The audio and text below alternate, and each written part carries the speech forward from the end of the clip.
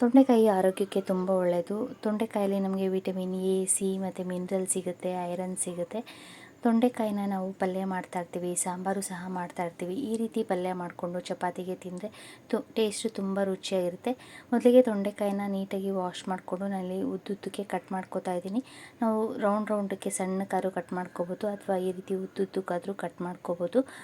ನಾವು ಬಾಯಿಯೆಲ್ಲ ಹುಣ್ಣಾದಾಗ ತುಂಬ ಓವರ್ ಹೀಟಾಗಿ ಬಾಯಲ್ಲಿ ಉಕ್ಬಿಟ್ಟಿರುತ್ತೆ. ಆ ರೀತಿ ಆದಾಗಲೂ ಸಹ ನಾವು ತೊಂಡೆಕಾಯಿನ ತಿನ್ನೋದ್ರಿಂದ, ನಾವು ಡೈಲಿ 1 ಅಥವಾ 2 ತೊಂಡೆಕಾಯಿ ತಿನ್ನೋದ್ರಿಂದ ಬಾಯಿ ಉಕ್ಬಿಟ್ಟು ಬಾಯೆಲ್ಲ ಹುಣ್ಣಾಗಿರುತ್ತಲ್ಲ, ಅದೆಲ್ಲ ನಮಗೆ ಮೇಲಾಗ್ತಾ ಬರುತ್ತೆ ನಾವು ತೊಂಡೆಕಾಯಿ ತಿನ್ನೋದ್ರಿಂದ. ತೊಂಡೆಕಾಯಿನ ನಾನಿಲ್ಲಿ ಸಣ್ಣದಾಗಿ ಕಟ್ ಮಾಡಿ ಇಟ್ಕೊಂಡಿದ್ದೀನಿ. ಪಲ್ಯಕ್ಕೆ ಅಂತ ಈರುಳ್ಳಿನೂ ಸಹ ಕಟ್ ಮಾಡಿ ಇಟ್ಕೊಂಡಿದ್ದೀನಿ. ಪಲ್ಯ ಮಾಡ್ಕೊಳ್ಳೋದಕ್ಕೆ ತುಂಬ ಎಳೆ ತೊಂಡೆಕಾಯಿ ತೊಗೊಂಡ್ರೆ ತುಂಬ ಚೆನ್ನಾಗಿರುತ್ತೆ.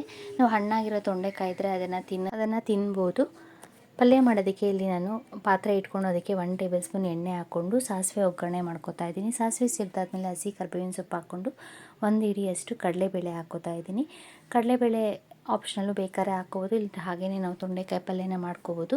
ಪಲ್ಯ ತಿನ್ನಬೇಕಾದ್ರೆ ನಮ್ಗೆ ಅಲ್ಲಲ್ಲಿ ಕಡಲೆಬೇಳೆ ಸಿಗ್ತಾಯಿದ್ರೆ ಟೇಸ್ಟು ಚೆನ್ನಾಗಿರುತ್ತೆ. ಕಡಲೆಬೇಳೆನ ಒಂದು ಸ್ವಲ್ಪ ಹೊತ್ತು ಎಣ್ಣೆಯಲ್ಲಿ ಹುರ್ಕೊಂಡಿದ್ದಾದಮೇಲೆ ಈರುಳ್ಳಿ ಹಾಕ್ಕೋತಾ ಇದ್ದೀನಿ. ಈರುಳ್ಳಿನ ಒಂದು ಸ್ವಲ್ಪ ಹೊತ್ತು ಫ್ರೈ ಮಾಡಿಕೊಂಡು ನಾವು ಕಟ್ ಮಾಡಿ ಇಟ್ಕೊಂಡಿರೋ ತೊಂಡೆಕಾಯಿನ ಹಾಕಿ ತೊಂಡೆಕಾಯಿನ ಸ್ವಲ್ಪ ಹೊತ್ತು ಈರುಳ್ಳಿ ಜೊತೆ ಮಿಕ್ಸ್ ಮಾಡಿ ನಾವು ಬೇಯಿಸ್ಕೋಬೇಕು. ತೊಂಡೆಕಾಯಿ ಬೇಯೋವರೆಗೂ ನಾವು ಬೇಯಿಸ್ಕೋಬೇಕು.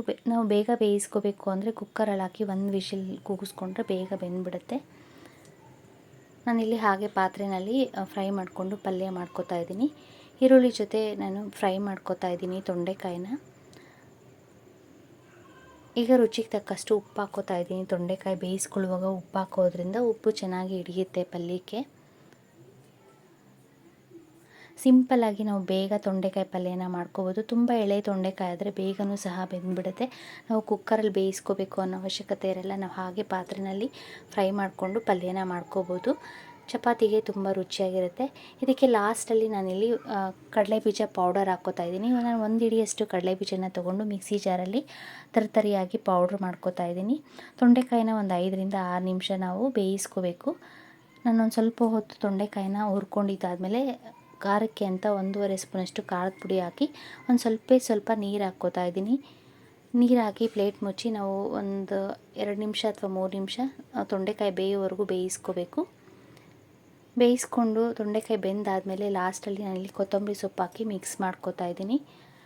ಕೊತ್ತಂಬರಿ ಸೊಪ್ಪು ಹಾಕಿ ಮಿಕ್ಸ್ ಮಾಡಿಕೊಂಡು ರುಚಿಗೆ ಉಪ್ಪು ಬೇಕು ಅನಿಸಿದ್ರೆ ನೋಡಿಕೊಂಡು ಒಂದು ಸ್ವಲ್ಪ ಉಪ್ಪು ಹಾಕಿ ಮಿಕ್ಸ್ ಮಾಡಿಕೊಂಡು ನಾವು ಪುಡಿ ಮಾಡಿ ಇಟ್ಕೊಂಡಿದ್ವಲ್ಲ ಕಡಲೆಬೀಜ ಪೌಡರ್ನ, ಇನ್ನೇನು ತೊಂಡೆಕಾಯಿ ಬೆಂದಿದೆ ಇಳಿಸ್ಬೇಕು ಅಂದಾಗ ಕಡಲೆಬೀಜ ಪೌಡರ್ನ ಹಾಕ್ಕೊಂಡು ಮಿಕ್ಸ್ ಮಾಡಿ ಒಂದು ಸ್ವಲ್ಪ ಹೊತ್ತು ಬಿಸಿನಲ್ಲಿ ಫ್ರೈ ಮಾಡಿಕೊಂಡು ಸ್ಟವ್ ಆಫ್ ಮಾಡಿಕೊಂಡ್ರೆ ತೊಂಡೆಕಾಯಿ ಪಲ್ಯ ರೆಡಿ ಆಗುತ್ತೆ. ಚಪಾತಿಗೆ ತುಂಬ ರುಚಿಯಾಗಿರುತ್ತೆ. ಕಡಲೆಬೀಜ ಜೊತೆಗೆ ಬೇಕು ಅಂದರೆ ಒಂದು ಸ್ವಲ್ಪ ಎಳ್ಳು ಪುಡಿನೂ ಸಹ ಹಾಕ್ಕೋಬೋದು, ಅದು ಸಹ ಟೇಸ್ಟ್ ಚೆನ್ನಾಗಿರುತ್ತೆ. ಈ ವಿಡಿಯೋ ನಿಮ್ಗೆ ಇಷ್ಟ ಆದರೆ ಲೈಕ್ ಮಾಡಿ, ಶೇರ್ ಮಾಡಿ, ಫಾಲೋ ಮಾಡಿ.